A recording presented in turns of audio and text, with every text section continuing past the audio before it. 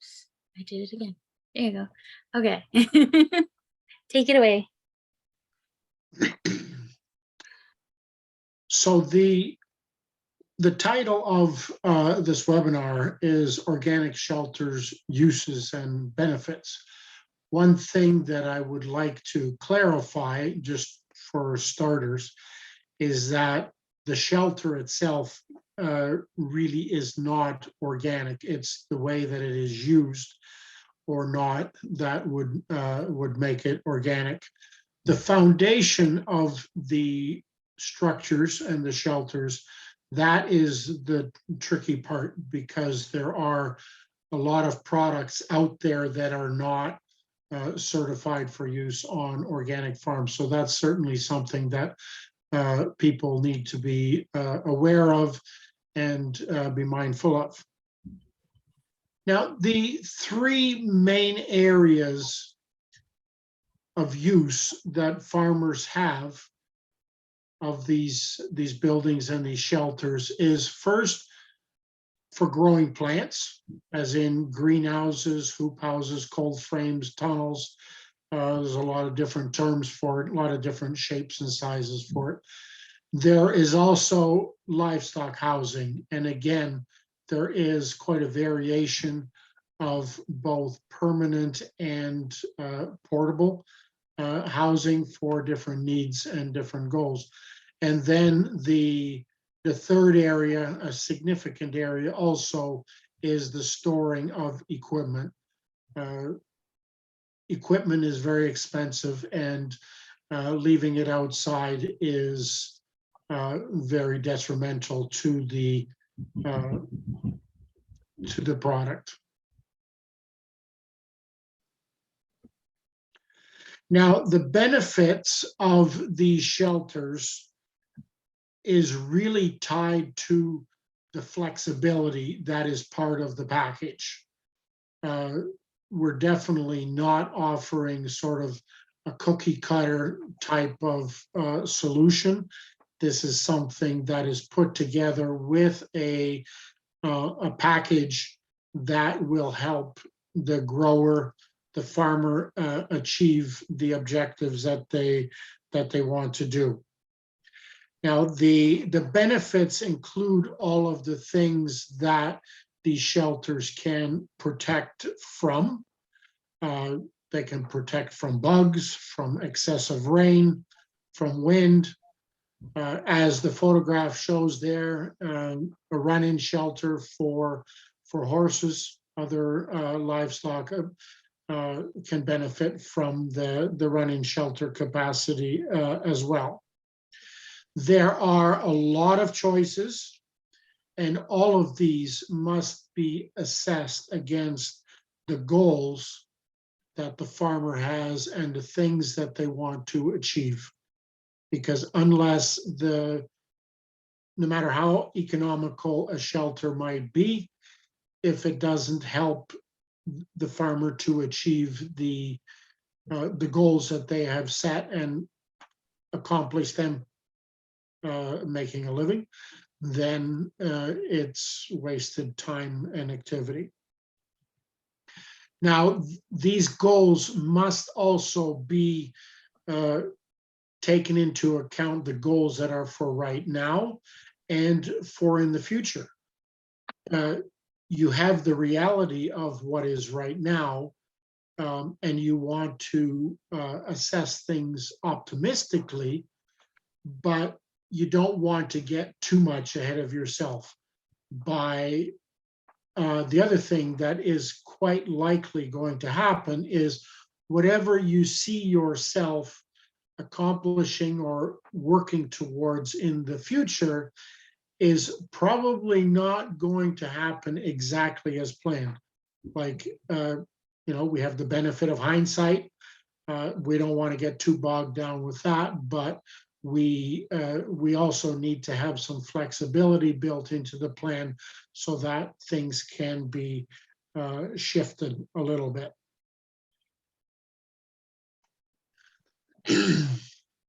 Now, there are many different shapes and sizes that we can do. to help you deal with the things that you need to accomplish with.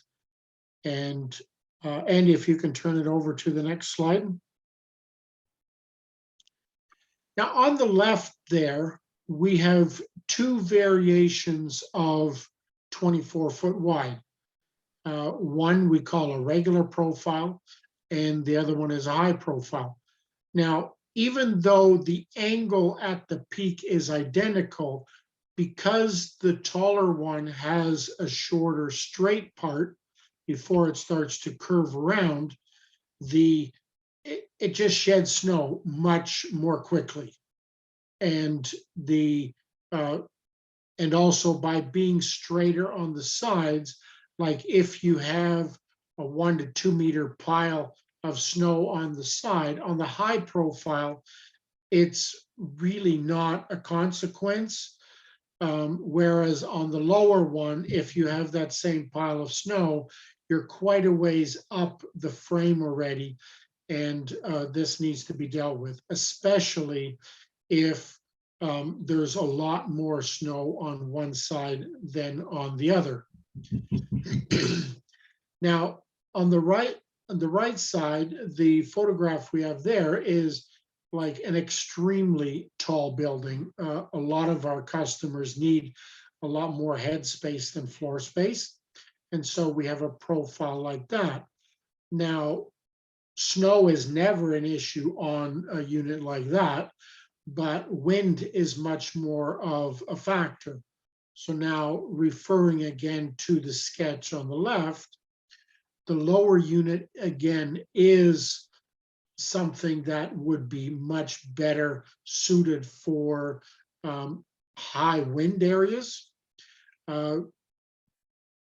When you have a very windy location, snow buildup is a lot less of an issue typically. Now, this is part of the process of listening to what the grower, the farmer is dealing with, and so we can make a recommendation to make a combination of what is going to best deal with the wind and the snow and whatever other situations that we have to deal with. Another significant area of choices are covers. Now, the picture on the right is a white cover, and anywhere where you need shade, white is generally the cover that is suggested to give shade.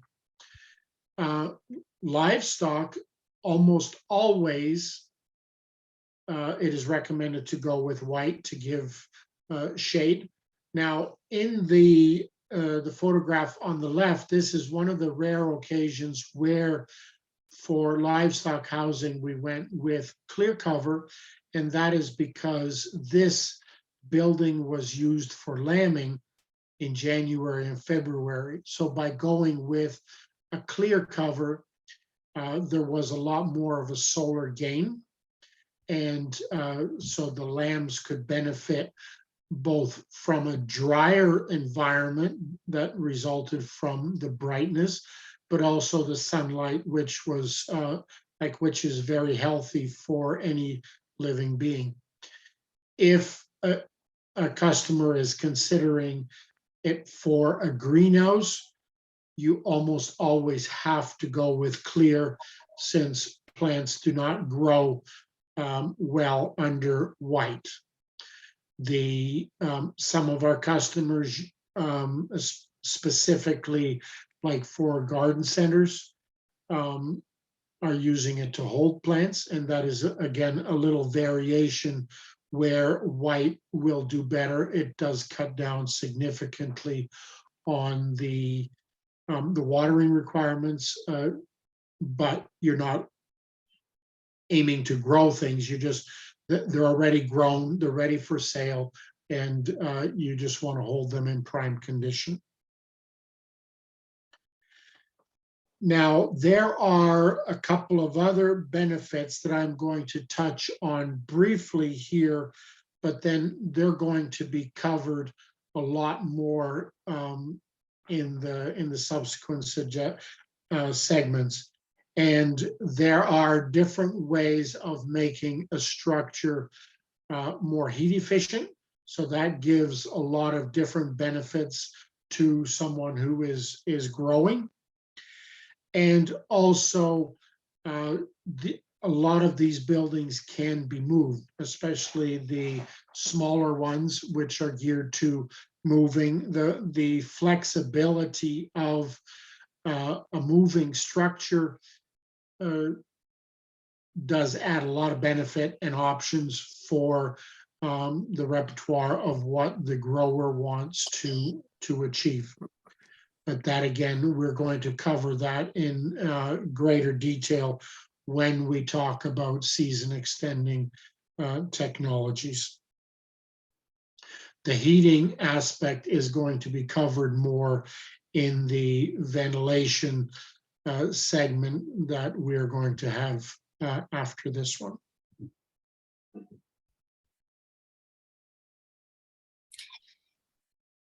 The moving and the ventilation moving and Hanley tunnels are part of the other presentations that will also be recorded, and you will have an opportunity to get the recording from being here if you let me know where to send it after the presentation. And we I haven't seen any questions come in. If anybody has any questions, they can feel free to type them in the chat and let us know.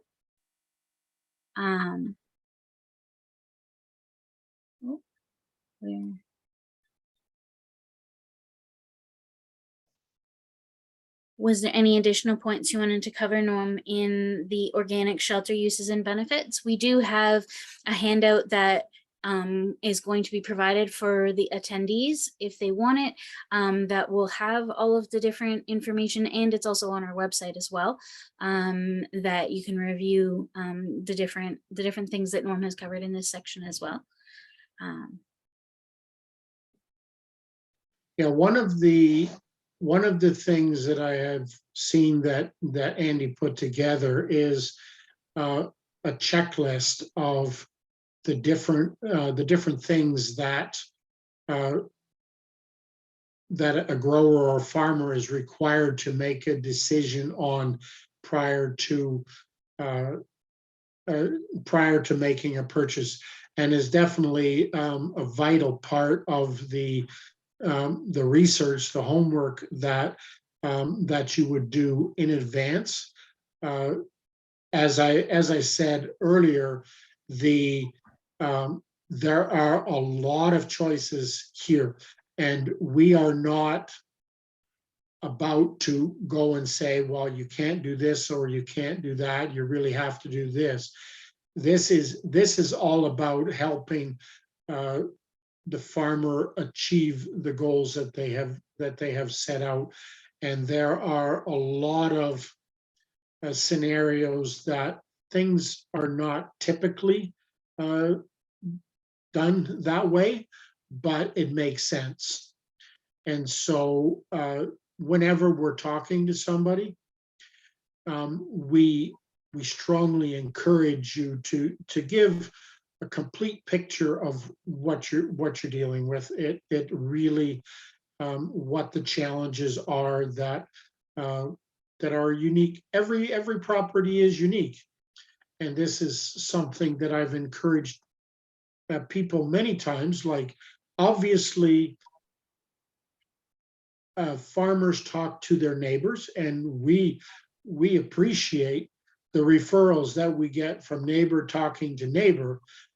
At the same time, though, we caution people, because what works on one property is a reaction to the unique environment that is happening on that particular property. and yours may not necessarily react the same way.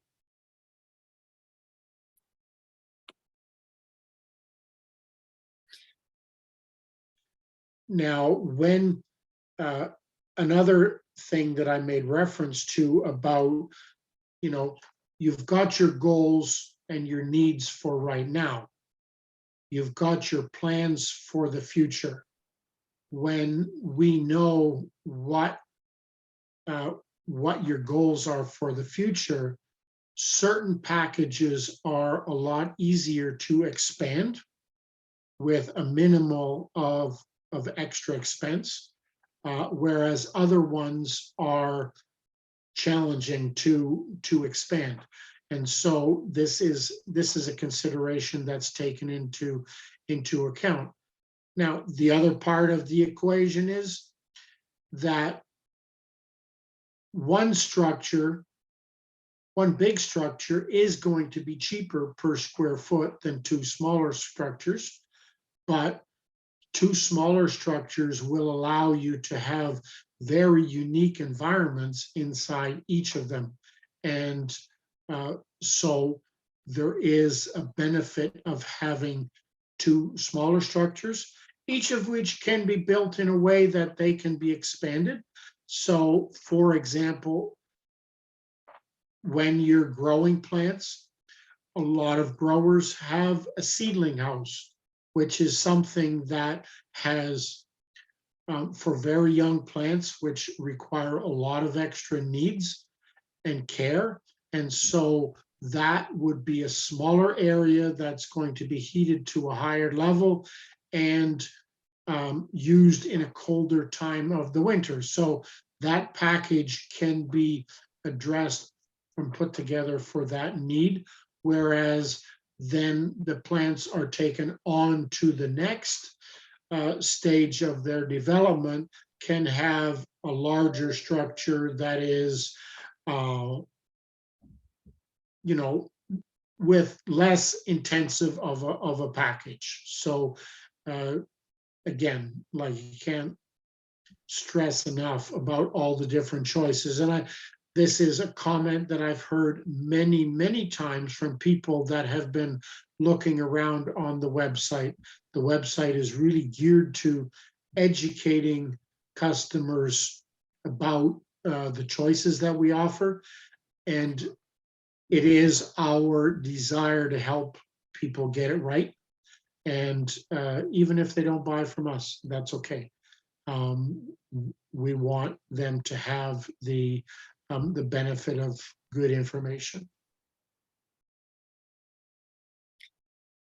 Well, thank you for covering that. And we will, with that, there's no questions. So we will take a short break and we will come back and discuss more about ventilation. And